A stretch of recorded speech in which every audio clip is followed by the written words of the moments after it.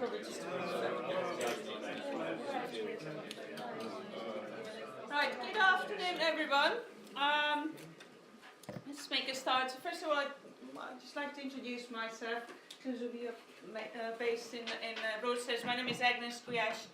I work on the Canterbury campus, but I'm the co-director with Karen of the new Centre for Research on Communities and Cultures. And this is the second event of our new centre.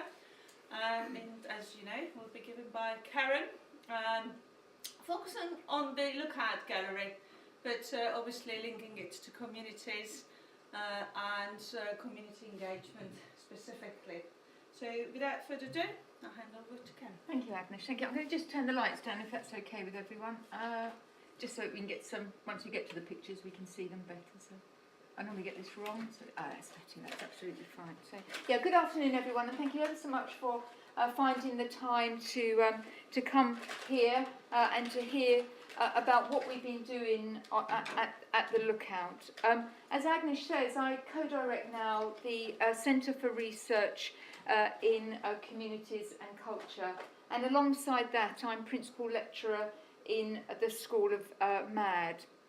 And I'm based here at the Broadstairs campus, and of course I also live here, not actually at the campus, but actually on the Isle. And like many contemporary academics, I now have to wear many hats, and some of them I find particularly challenging, and I wrestle with and struggle with, and some of them are not particularly enjoyable, particularly those that are screen-based and bureaucratic-based.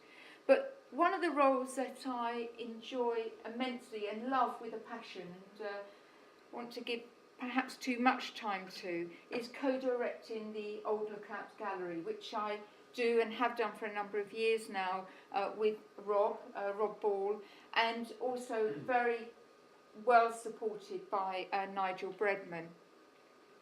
For the next 40 minutes or so, what I want to do, I want to outline what the underpinning ethos of the Old Lookout is, how this as a place, as a site, might now sit within a centre for research on communities and cultures, and also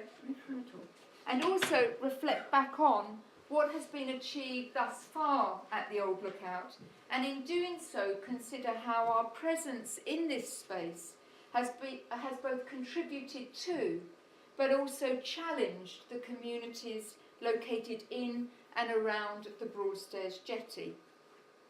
So here it is.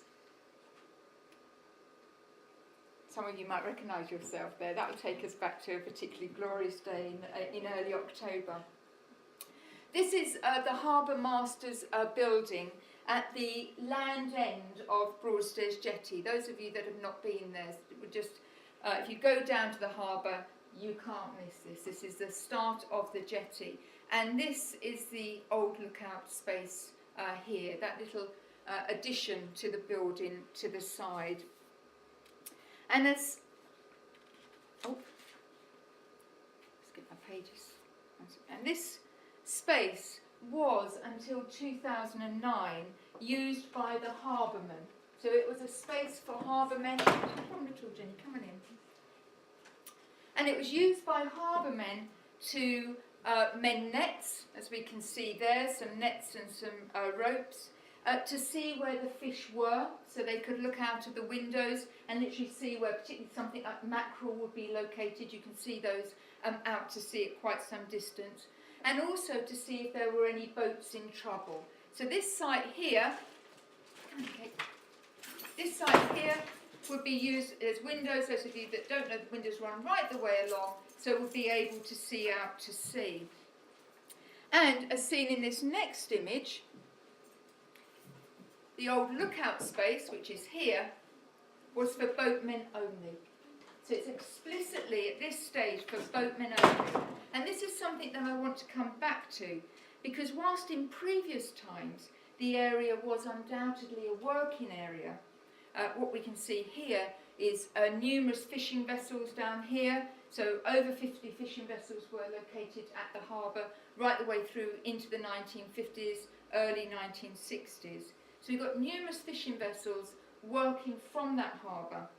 And harbourmen such as this wonderful chap here, Frankie Jackson, are earning a living working from the small jetty. But since Victorian times, or just pre-Victorian times, this space has also been a site of pleasure. So we've had this conflation between a working site, a boatman's site, but also a site of pleasure, where visitors and locals alike gather to enjoy the weather, to enjoy the seaside. And it's a place, a site, where Bruce Robinson, who was the scriptwriter for With Nell and I and The Killing Fields, and he wrote an absolutely stunning first novel. I know I've bored some of you with this before. Well, how could you be bored by this particular novel? But The Peculiar Memories of Thomas Penman. This was his first novel that Robinson wrote. And Robinson grew up in Broadstairs. And it's a book that I think every adult should read. It's an extraordinary book about childhood, but from the child's perspective. And he wrote this about Broadstairs, where the story is told. He says this: "The jetty stuck out like a benevolent arm, embracing half the beach, and had been doing nothing different to that for 500 years. It was made of oak, tarred 6 inches deep, black as your hat, with black gloss on the railings. By a process of gravity and nowhere else to go, everyone who visits Broadstairs will end up here, leaning over this balustrade and looking out to sea." In 2008-2009, when I first shifted from what felt like the research hustle and bustle of the Canterbury campus to set up photography here, with, in that first year, a tiny number of students and even a tinier number of staff, I quickly realised that whilst the university might have a satellite campus on the Isle, at that time, as an institution, we were firmly on rather than in the community. Not only that, but we were self-evidently located on the outer edges of the town. We know that, we're on an out-of-town sort of centre. And that made the connection in a meaningful way all the more problematic. And I wondered how we might become embedded within the community and make meaningful contributions to the creative culture of the Isle, because we felt as if we were self-excluded. We were excluding ourselves through our location.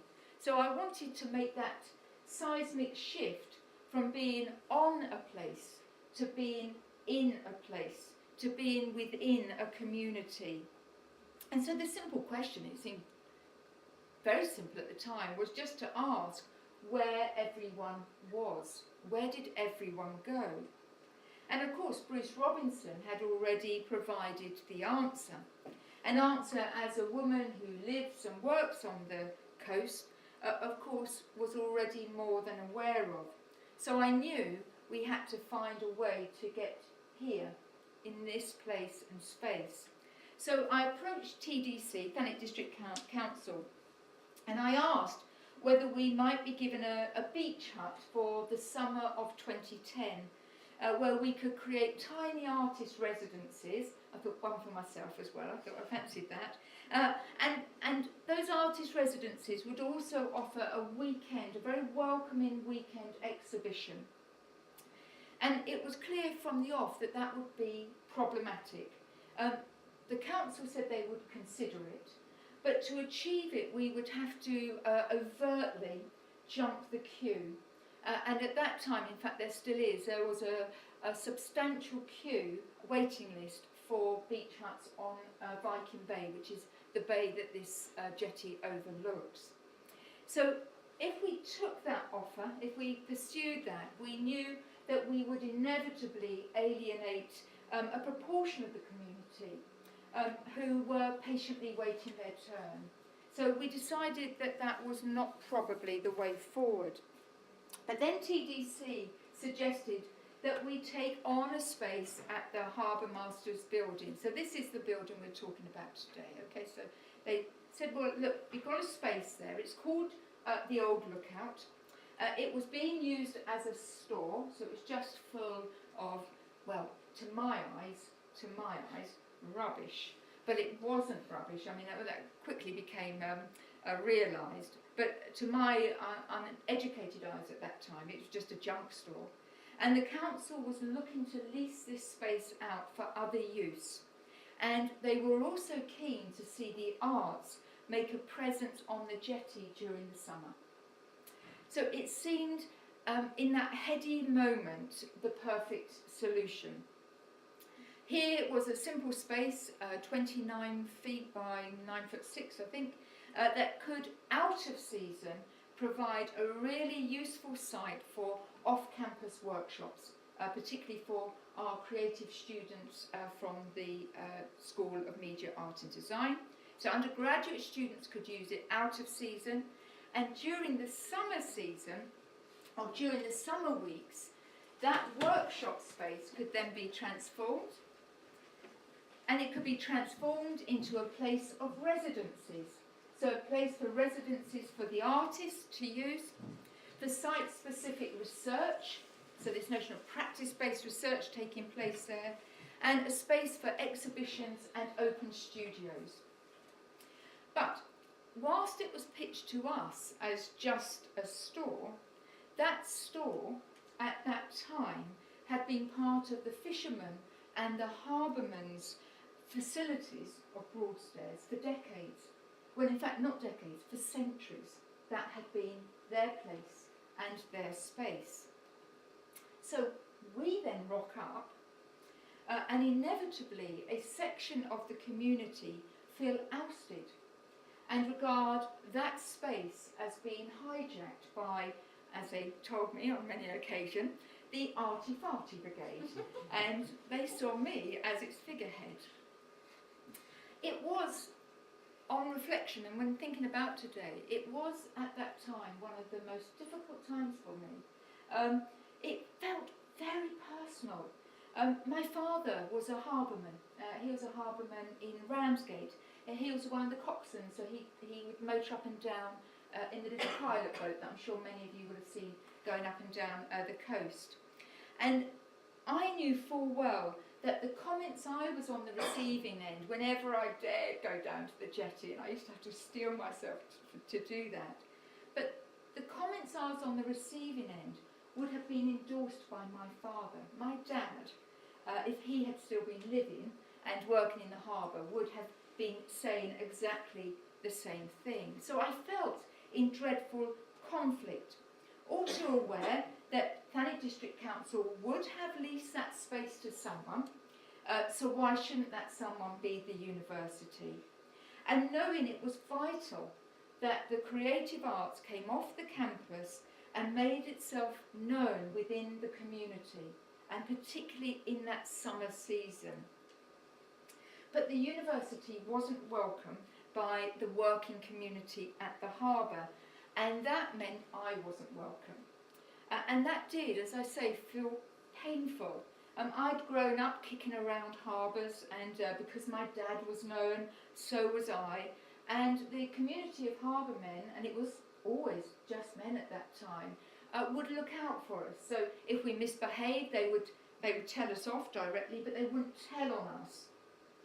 And so when a boatman would come up to me when I was in this seemingly idyllic spot in that first year and have a bit of a pop, I didn't just hear that boatman speaking, I also heard my father saying, you know, well, he wasn't saying it's okay. He wasn't saying stay here long enough and you will be accepted. I think it was the exact opposite. And so I knew he would be echoing what I was repeatedly hearing. You are in our working space. You are not welcome here. This is no place for the arts. But I also knew that my dad wasn't always right. And I just had to hold on to that. And rather than him, on this occasion, I drew great strength from my colleagues, but also the photographer Chris Killip. For those of you who don't know Killip's work, here's an example. Oh, I think I might just... here. Here's an example from his sea coal series. And I want to read, it's quite a lengthy passage, but I want to read a passage from Chris. He writes about the sea coal series. And he writes about the challenging, not the challenging year, but the challenging 6 years that he shares in this wonderful monograph called Sea Coal. And thank God he wrote it, because it really did allow me to hold on to something that felt very familiar. He says this: "When I first saw the beach at Lynmouth in January 1976, I recognised the industry above it. It was coalfields, but nothing else. The beach beneath me was full of activity, with horses and carts backed into the sea. Men were standing in the sea next to the carts, using small wire nets attached to poles to fish out the coal from the water beneath them. The place confounded time. Here, the Middle Ages and the 20th century intertwined. I set up my plate camera and photographed the scene in front of me, then hurried down onto the beach. With the focusing cloth over my head, I started to finesse the making of another picture. Upside down on the ground glass screen, I could see a horse and cart coming swiftly towards me. Startled, I looked up, and the angry-looking driver using his reins to lash out at me. Another horse and cart came at me from the other side, and both drivers were telling me, in language which I could clearly understand, to leave the beach. I briefly stood my ground, but they charged me again and again, and I left. 2 years later, I was back on the beach to repeat this pantomime, and again 2 years after that, each time vowing I would never come back. In early October 1982, I returned for yet another try. This time I managed to fall over during my battlefield retreat, filling my face and my camera with dirt, sand and coal. I decided to break this cycle by confronting these men. There was only one pub in the village near the beach, so I knew where they would be drinking. I returned that night with my split lip to face them in the bar, away from the beach, their horses and their carts. Entering the bar, all the heads turned toward me. I announced myself as the person who they had tried to kill today and asked, "Can we talk?" I ordered drinks and told them who I was, a photographer. He goes on. And he says this: I swore on my life that I was not from the Social Security, the dole, the police or the tax office. I didn't belong to anybody. I am who I say I am. I will make certain that nobody comes to any harm because of my photographs. Can you just stop trying to kill me and let me photograph on the beach? There was a prolonged and awkward silence. One of them then spoke up. No. He goes on, I won't go on, it's a lovely story, but he bumps into a chap that he had photographed 2 years later. His name was Trevor, 2 years earlier, and he had then acted as broker. And 2 years after that, he began to work on this extraordinary project called Sea Coal. I've never, thankfully, been charged down by the harbourmen of Broadstairs. They have been much more tender than that. But we have stayed. Stay. As Killip tells us, you stay for long enough, and whilst you might not be welcomed, and why should you be, you will perhaps begin to be tolerated, and you too can begin to make work and contribute to the community. And we have stayed. We're now in our 6th year. This will be our 6th year at the Old Lookout. And in that time, we have provided over 50 residencies, in excess of 60 exhibitions and events, and have seen well over 35,000 visitors to this beautiful, modest, simple space. And what it provides is space. Space and time to reflect, to look out to sea, to sit and stare, to watch the weather, to place yourself in a position where the ideas can find you. It's all there for you because it's still and it is quiet and it is present. We're great believers in show me, don't tell me within our programmes here. So to demonstrate this, I just want to show a couple of very short films that have been made at the Old Lookout over the last few years. So to get to that, I just need to click on next one. This is a lovely photograph that my colleague Dr. Sam Vale took down at the Old Lookout last year, I think. If I come into here, hopefully we can get this to link up. I think so, yeah. Okay, so that's today's event. Come down here. Oops. That's it. I'll just show this. This is an overview film from, I think it was 2012. I'll show this one and then I'll show one short other one. Lots of natural light. 50 people I asked and 48 said yes. Seeking out copies of the 39 steps so I could photograph them when I brought them down to Broadstairs. I believe that people who know it being photographed respond in a different way. It started as making it up as you go along, but now we're telling people the solution. Blow them up, they're full of imperfections. And I strive to be truthful. Could you say that? Victorian Process is the name of the exhibition. So it was music from the Beach Boys that gave you that sort of interest. I felt as though kind of had a very special kind of quality. Okay. Okay. So here we are. Right, okay. Well, here we are in the Old Lookout Gallery, and we're going to be here for the next 14 weeks, in which time we'll show 14 exhibitions, which will take us from early spring through high summer and just creep into the autumn period. Is that okay? Sorry, I did to stop up.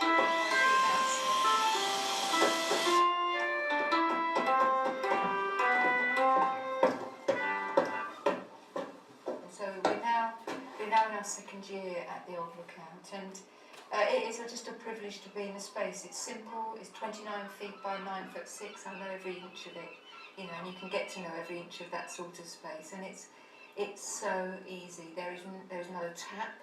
There's not a loo to look after, and that means that it's all very, very easy. There's a couple of power points, a light switch, 2 walls, and a wall of the most wonderful windows that you can just stand by all day and literally watch you know, the world go by. We had lengthy conversations about how the space should be used, and we wanted to keep it as simple as possible. So the idea was that a student, a tutor, a local resident who had an idea, a local artist, could pitch for a week, that we wouldn't charge them, and if at all possible we would actually pay them. So we'd be seeking some funds in order to offer them paid residency in the Old Lookout. And when it works, it's sweet and offers an opportunity for people to come up, to enter this wonderful building and talk about the creative arts, talk about ways into the creative arts as well. You know, how did you get where you are? What are you doing? Why are you doing? How do you fund that? So we get to talk about what we do and about how we do it, and importantly why we do it. So that's it. And it would be very easy to make it overcomplicated. And sometimes when we write the reports, I think the temptation is to do that, to justify what we've done, what we've been doing. But it isn't complicated, it's very simple. We give somebody a key and they go in the lookout for a week and they play for a week and they do good things. You know, week after week good things are happening in the Old Lookout, and week after week people are coming back again and again to see what's happening there.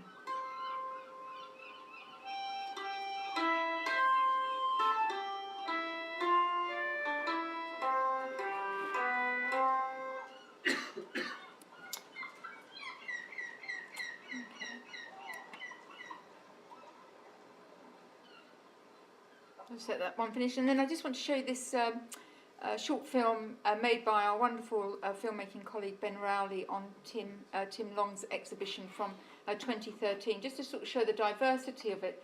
And and the lack of po-facedness about it, that it's a place of play, but through play, wonderful questions can be asked, wonderful research can come about, but there needs to be that sort of freedom to explore. And Tim worked in that way in the Old Lookout in 2013. So I'll just show you this little film. It's a beautiful little film.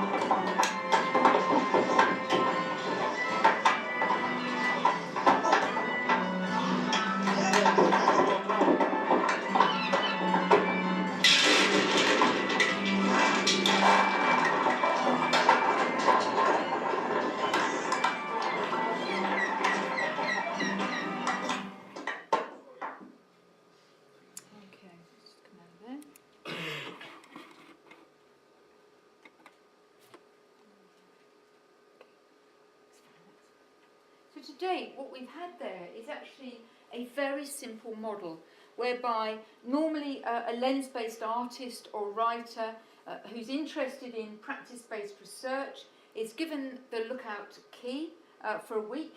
They spend the time using the space how they see fit. There's no rubric in terms of that. And then come the weekend, the expectation is that they will put on an event or an exhibition, or if they don't feel ready to do that, an open studio. So they would actually use the time to open the doors and just be asking those what, why and how questions. There's no pressure on them to have completed something by week's end. We absolutely value the right to, well, we wouldn't even use the word fail, but in that crude sense, to fail and try again and to work away at it. And we just ask that at the end of the week that they leave something behind so that a growing archive of the artist's presence within the lookout can be established and documented. In doing so, we've established a community of lens-based artists who are keen to engage with space and place and responding to their immediate environment. But probably until about 2013, that still felt somewhat insular. I felt the personal benefit. By that time, I had just begun to be accepted, so I was rather enjoying that. So there was a personal benefit to me.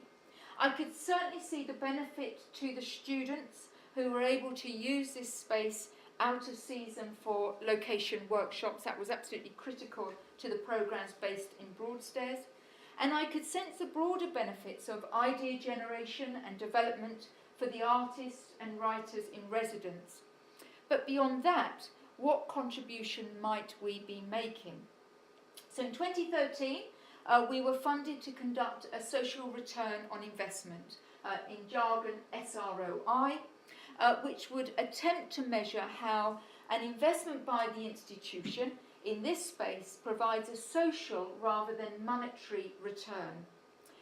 Working with the social scientist Ian Durrant and a couple of funded interns from the Broadstairs campus, that summer was used to glean visitor, business and artist responses to what we and they were doing at the lookout. And it was a meaningful way of gathering data that might otherwise remain unacknowledged.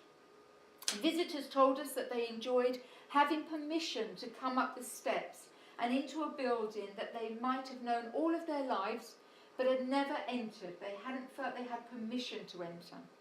And whilst many of them did enjoy the event or exhibition, there were quite a few that found it perhaps a bit too avant-garde, but they valued being able to talk directly with the artists and glean some ideas about the motivation for that particular practice. And the comments included things like it contributes to and enhances the local culture. It's a chance for the young and old to enjoy art. It adds to a cultural experience. It combines culture with a familiar, interesting old building. It's a unique building, inspirational to all, great exhibitions and great for the community. It adds to a different feel to Broadstairs. It makes Broadstairs feel like it is a different seaside town. It's great to see artists and others using this unique space so well. So we got a lot of positive endorsements at that time. But also from the visitors, we were able to establish something that I hadn't even given a thought to, but that through visiting the gallery, having some time with us, they spent longer in the area. It prolonged the time they spent at the jetty, and that increased the likelihood of them making use of the facilities in the immediate area.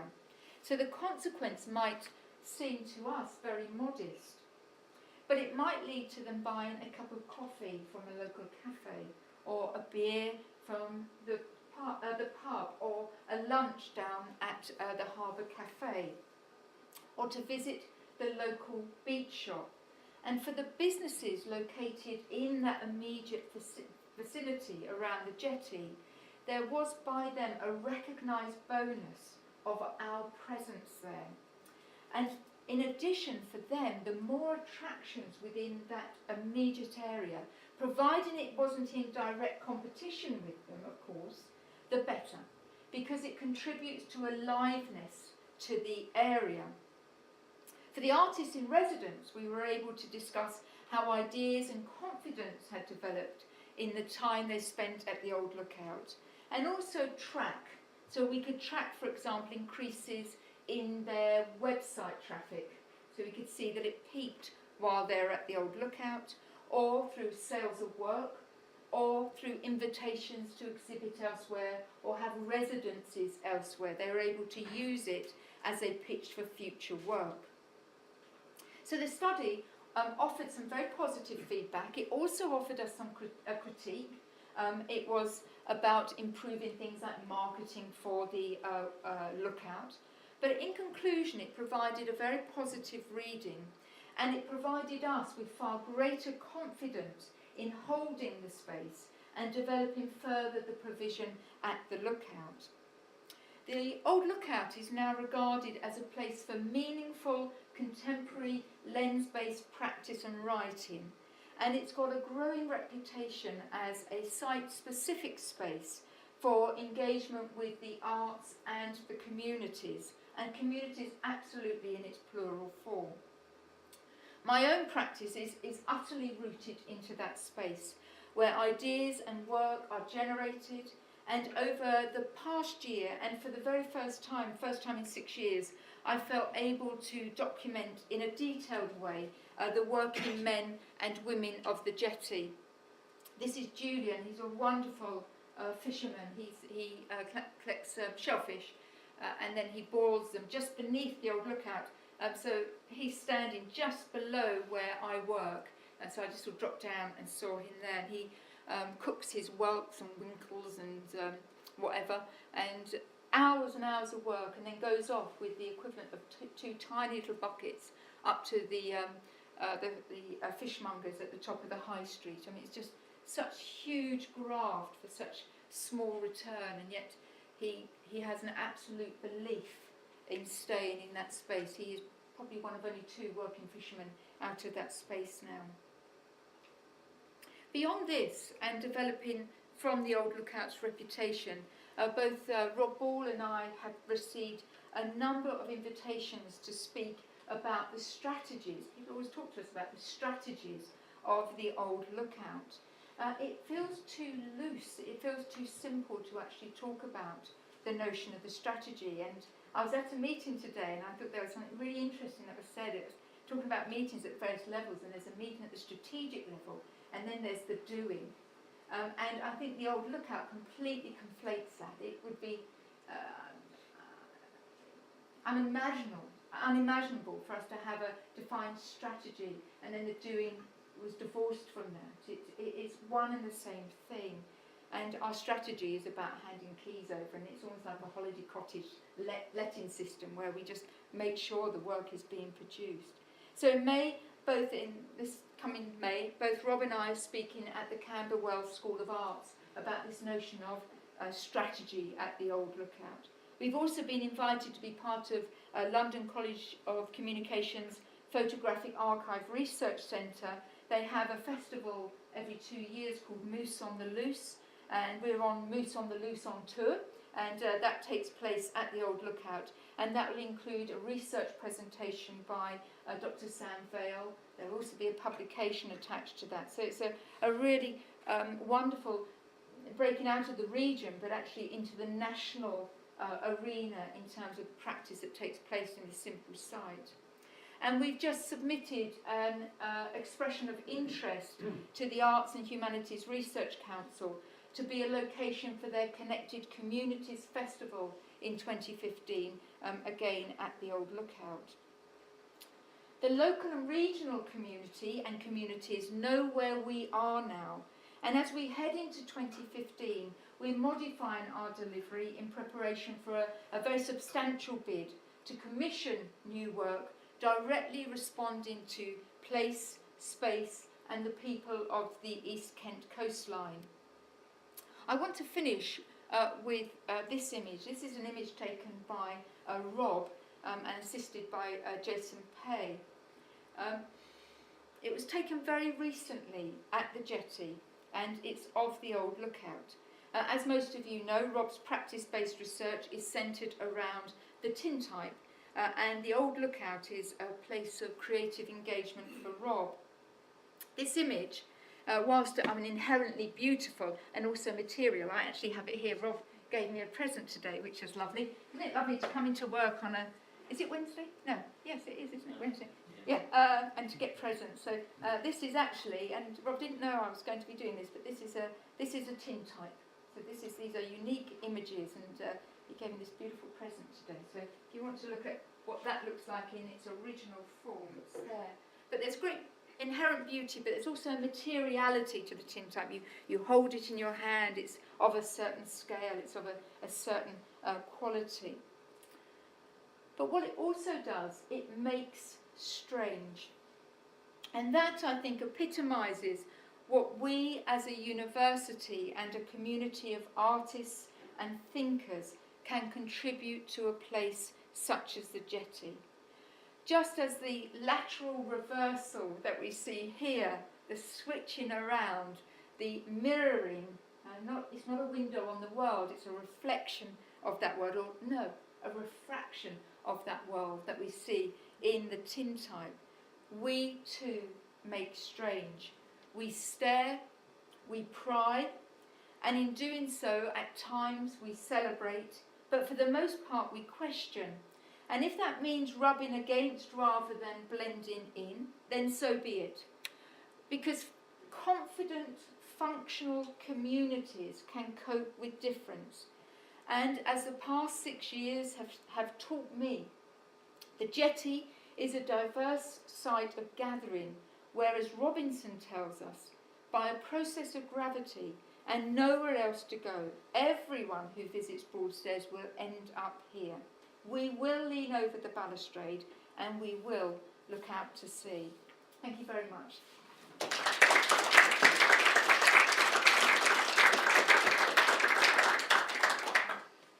There is time for some questions if you have any.